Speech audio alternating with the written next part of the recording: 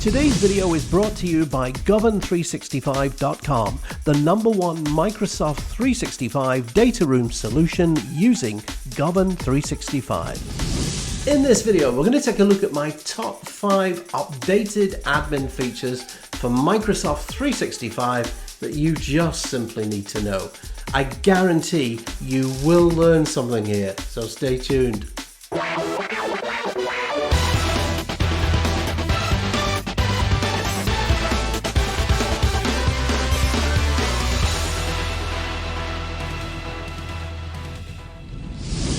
Hello everyone, Andy here, so nice to see you.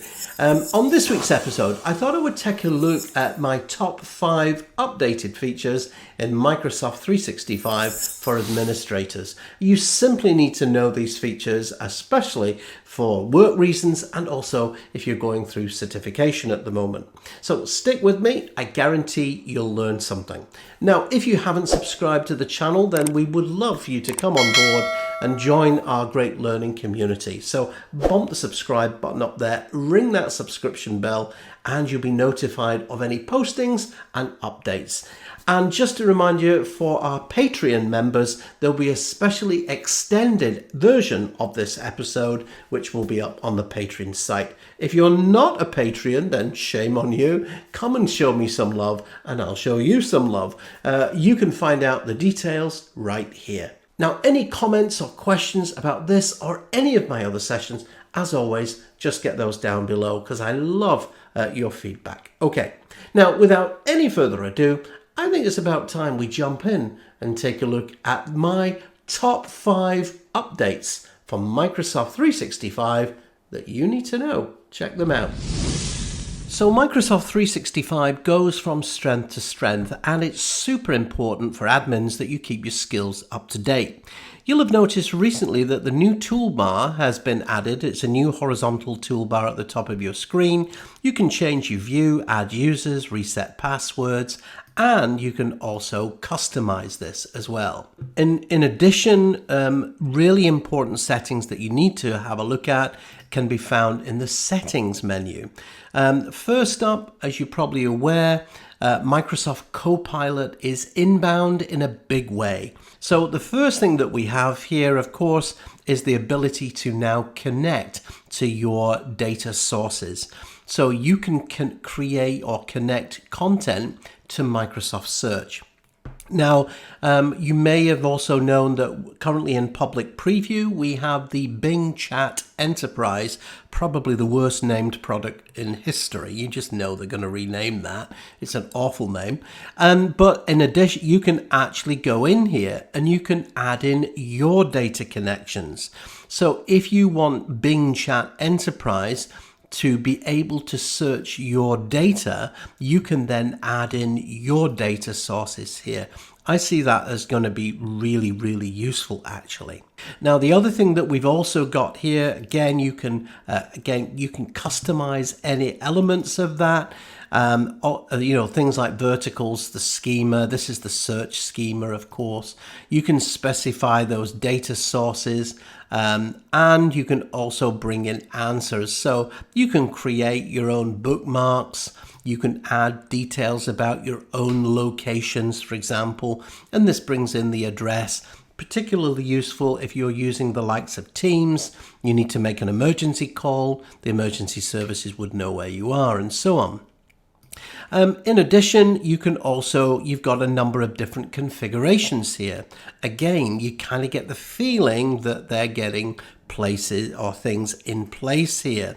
So the Microsoft Search in Bing settings here, they're adding in all the various extensions. Now, in addition, if I come into the organizational settings, you've probably not taken a look at this recently, but you really should, because there's a whole bunch of new stuff in here as well. So if I scroll right down to the bottom, obviously Viva Learning. So if you've got the appropriate license, you want to bring in the Viva Learning, used to be known as LinkedIn Learning, super important. Things like granting users consent to apps. So this is the OAuth consent, open authentication. So do you want to allow users to consent to third-party apps, or is this something that you're going to take care of? You'll notice that we also have the Sales Copilot as well in here, and you can see it's not activated by default. But if you want to switch this on and you're using Sales Copilot, particularly important, of course, for Microsoft Dynamics customers. Reporting is super important. So for example, if I click into reports, you can see display concealed group names. This is on by default. So if I, for example, run a usage report here, you can see that I have one active user. If I drill into that, you can see that the usernames are all just gobbledygook. They're all generic. And it's amazing how many people don't know this, by the way. But what you can do is if I go back into organizational settings, and if I just click onto reports here, take that checkbox out and just save that, that now removes the anonymity. So again, if I go back into that report, just scroll down, go into the report, you can now see, lo and behold, that it now has the users' names. Now, although this is not a new feature, it's amazing how many people don't know that. So definitely take a look at that. So there are a few things here in both search and intelligence and also the organization settings, which, to be honest, you really do need to take a look at. Things like speech services, the cognitive services here. One interesting one is the account linking. So there are, especially small businesses, they may have created a Microsoft account and an Azure account, or as we now know it, Entra ID account with the same name. So this allows users to merge those in place. Just popping into the security and the privacy screen here, the Bing data collection service. Now, one of the things that Bing Chat Enterprise brings is the capability to essentially use ChatGPT.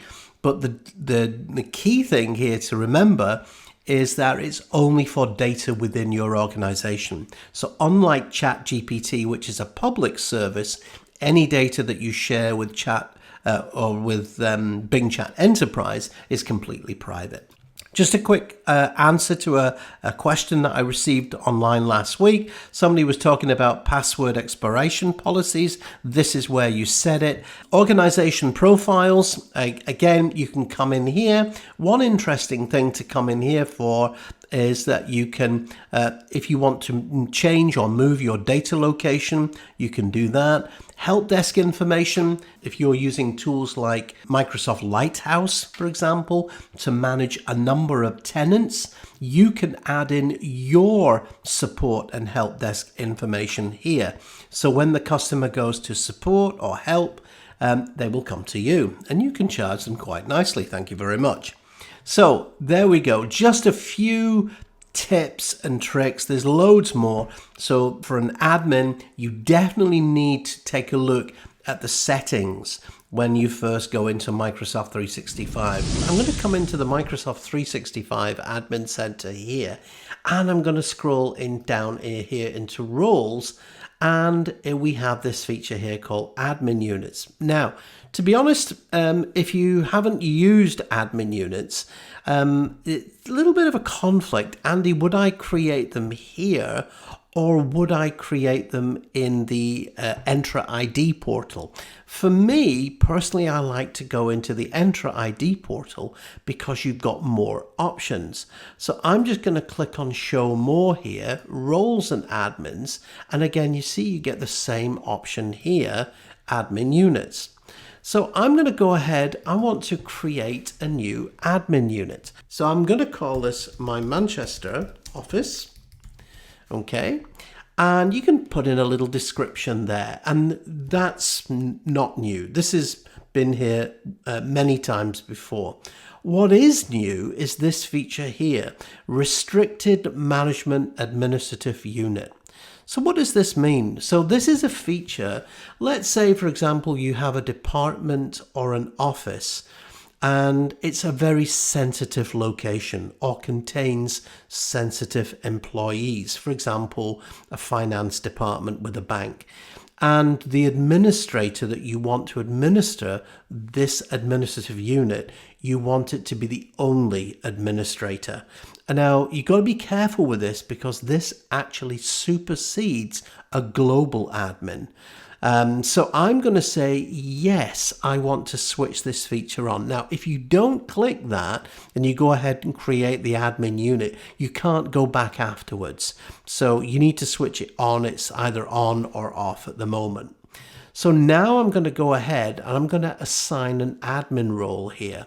So for this admin role, I'm going to scroll down and I'm actually, as you know, in many cases, I'm a huge Trekkie. So I'm going to select Jean-Luc and I'm going to click on add here for Jean-Luc's account.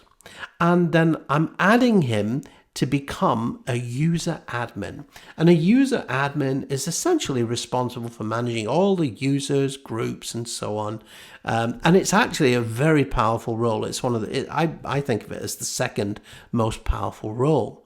So now I'm going to click on create and I'm going to create my admin unit. So everything is normal, everything is standard at the moment.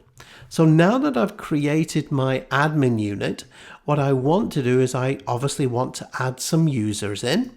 So I'm going to bring in some users. I'm going to bring in Bob and Bianca and Beverly Crusher. I'm going to bring in Christine and Alex, and I'm going to add them as members here in the Manchester office. Likewise, I could also add some groups here as well.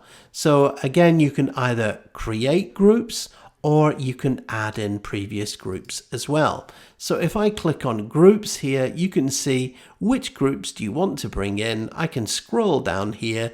For example, I could bring in, let's say, Oslo Techies here as well. If you're using devices, I'm not using any at the moment, but you can, again, bring in specific devices. Now, you'll notice that the group hasn't come in. This is not a bug. It will come in eventually. It just sometimes the UI is just a little bit slow here. All right, so at the moment, Jean-Luc is the only administrator who can manage this, okay? So what I'm going to do is I'm going to say, yeah, that's fine. I've created my groups. I've done everything that I want to. You can go in, you can look at the properties, and you can see the membership can either be assigned, it can be a dynamic user, or of course, you can also have dynamic devices in here as well. But now that I've created that, you can see you can't change that. And now you can see that I can't save it or anything. So that is done. So I can see that now. I can see what's happening. Okay. And I'm just going to refresh this page. Now I'm actually logged in to this other portal here. I've got another browser open here. So I'm actually logged in on this browser as Jean-Luc. So I'm just going to refresh this page here. And I'm going to go into the admin center. Now, of course, I'm only an admin for that particular Manchester office. So you can see I can now manage my users in Manchester. And what makes this interesting and super cool is that if I now go back, if I go back into my regular admin portal, and if I go back into all users, I'm going to scroll down here, and one of those users, of course, was Beverly Crusher, I believe it was. So I'm just going to scroll down, and you can see here that, in fact, there she is. There's Beverly. So I'm going to click into Beverly's account, but look, I cannot edit the members, the property of this user. So it's because this user is a member of a restrictive administrative unit. So it's an additional layer of security. Very cool and extremely powerful feature that. Here's a quick but useful tip for you in Microsoft Exchange. I'm sure you're all aware about mail flow rules. Mail flow rules are a little bit like Outlook mail flow rules. The only addition is that they affect potentially every user. And you can create all different kinds of rules. So from applying Office encryption messages to disclaimers, filtering messages by size, you can modify messages. You can send messages via a moderator, particularly useful if you're in a school. But if you come into the settings area, there is a mail flow setting here. And this is, again, can be quite useful. So things like if you're using plus addressing in your organization, or if you're turn on sending from aliases. So if you've got mailboxes that have got multiple aliases, you need to switch this feature on. Somebody was asking me a question about this recently. With security, you've got SMTP authentication as well. So this adds an additional layer of security. If you're using older TLS clients, so for example, Outlook 2013 or old versions of Exchange Server and Hybrid, you might want to switch that on. But just before you do, make sure that you click on the blue link and that'll take you through to learn.microsoft.com. Now, in addition to storm protection, which essentially protects you from spamming, you can set the thresholds here for that. But this, I find, in terms of things like rules, message rules, really useful. So this is the ability to recall a message that you've already sent. And I know what you're thinking, there's nothing worse than sending a message and you go, oh, I put in the wrong information or sent the wrong name or something's not right. This will then allow the sender to go ahead and recall that message. So just one little checkbox is absolutely super useful.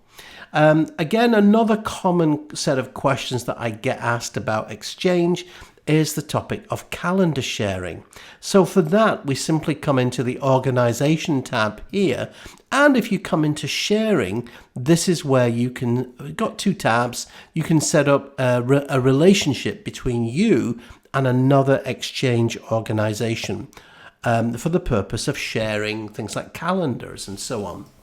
Another one is individual sharing. So by default, anybody within the organization can share their calendars, which is no problem.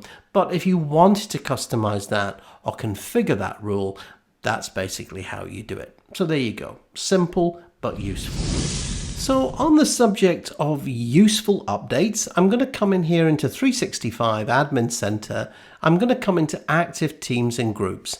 And you can see that there's been a few changes. So now we have a couple of options. So if you want to have a Microsoft team, which of course is a Microsoft 365 group, which has already been extended to a team, that's fine. You can go ahead and create one of those. Or you can create a Microsoft 365 group, which will give you the option to extend it to become a team. So if you're not sure, do remember that if you add a team, you can't then remove the team. So you can add a team to a group, but not the reverse. Okay.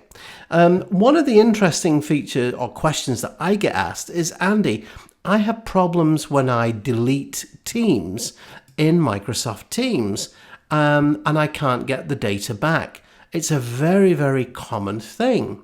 So let me show you. If I come into Teams here, I'm going to come into Manage Teams.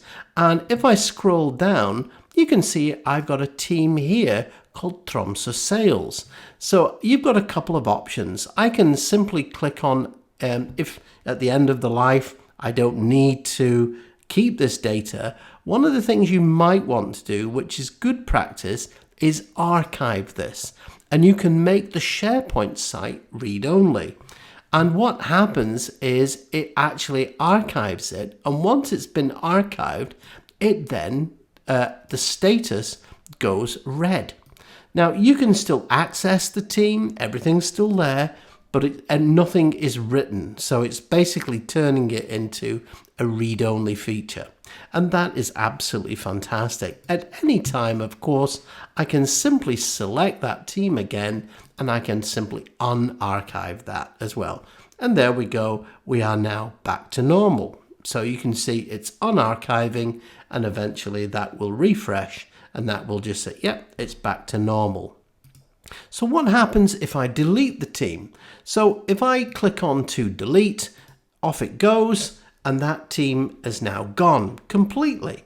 But now you can notice that unfortunately, there is no recycle bin in Teams.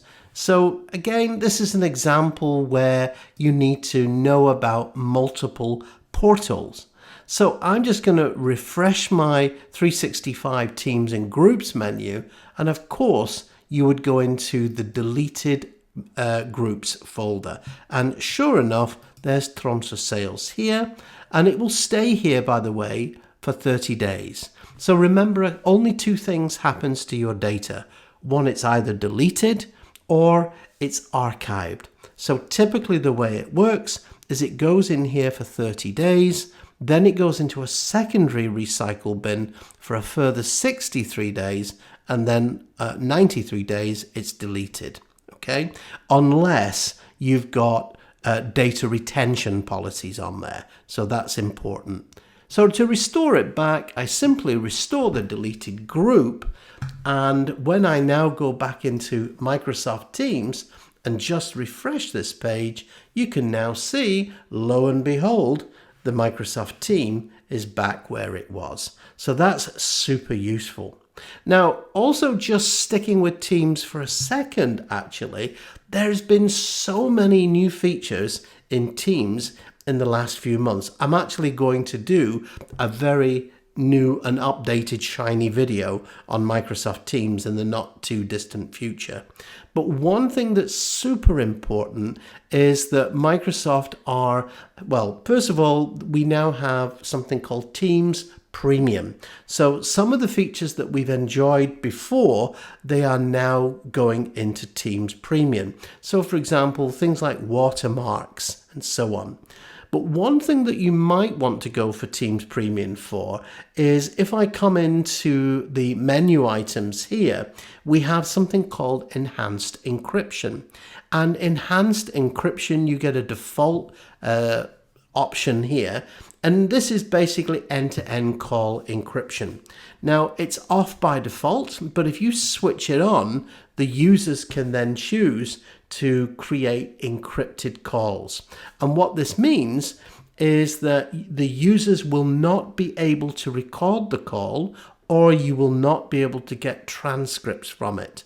And this is for security reasons. So it really prevents people from snooping on your calls. And this is called end-to-end encryption. If you have got premium subscription, you can also get end-to-end meeting encryption. All right. So again, you need that Teams Premium subscription for this. So, but definitely check out Teams because there's definitely been quite a few new features. And as I say, I'm going to do a dedicated session on this in the not too distant future. Now, I don't know about most of you, but as an admin, one of the most frustrating things out there are users that come into Microsoft 365 groups and they go ahead and create groups, and they maybe create them where they're private, where they should be public, or public where they should be private, or they basically just create tons and tons of groups. And then after a few weeks, they never use them again. So what happens is that the groups just absolutely mushroom out of control. Well, something that you can do as an admin is you can go into the 365 Admin Center. Now, unfortunately, the only place to do this is you need to go into the Identity portal, into Microsoft Entra. And here in the Entra Admin Centers, I'm just going to come into Groups. And in Groups, I'm going to click on Group Settings. So a couple of really useful things here. In the General tab, it says, do you want to allow the self-service management security groups? But look, Microsoft 365 groups. Do you want to allow your users to create them? So as you can see, it's a simple choice here. Something else that you can also do, which is awesome, you can set what we call an expiry date on a group. So again, I can choose, do I want a year, 6 months, custom, month, whatever. Put in your user account or an admin account here. And you don't have to put expiry dates on all the groups because that would be impractical. That is the default, by the way, where it's set to none. So you can choose selected. And if I just scroll down here, let's say I've got a group here called Tromsø Sales. So I'm going to select that group. And again, you can have more if you want to. I'm going to select that group and I'm going to say 6 months, Tromsø Sales. There we go. It's now been assigned. Okay. And all I now need to do is to save that. Now, I know what you're thinking. You're thinking, oh my goodness, my alarms are going off, Andy. What if my users are using the group? Does that mean in 6 months, everything's going to be deleted? Well, what happens is in 6 months' time, AI comes along. We all know AI, yes, machine learning, and it will detect any activity within the group. Now, if there is activity, don't worry, it will just reset the parameters for the group. So it will reset it for another 6 months, and on it goes and on and on. But if there is no activity for 30 days, it will then delete the group. So that group then goes into the 93-day deletion period, unless, of course, you have some kind of retention on there. But this is a fantastic tool and it prevents groups from kind of mushrooming out of control. You can also set up a group naming policy. So if you want a prefix or a suffix, you can do that as well. And it's super useful. So there you go, just a couple of quick tips for groups. So there you have it, my top 5 enhancements for Microsoft 365. Would you have added anything else to that list? I'd be really interested to know. Get it down below. I'd love to know. Hey, listen, if you haven't subscribed to the channel, then by all means, bump that subscribe button, ring that bell, and come on board and join my great learning community that we're trying to build out. And we're just about to hit 77,000 subscribers. I got to tell you guys, I really do appreciate it. Okay, in addition, if you want a little bit more, why not consider joining at my Patreon site? More details down below. It would be great to have you on board there as well. Okay, that's it for this time. Thank you so much for joining me, and I'll see you next time around. Take care. Today's video was proudly sponsored by Govern365. Visit them at govern365.com. Hey, thanks so much for dropping by today. Here's a couple of videos that you may enjoy, and while you're here, go ahead, click on the subscribe button and you won't miss out.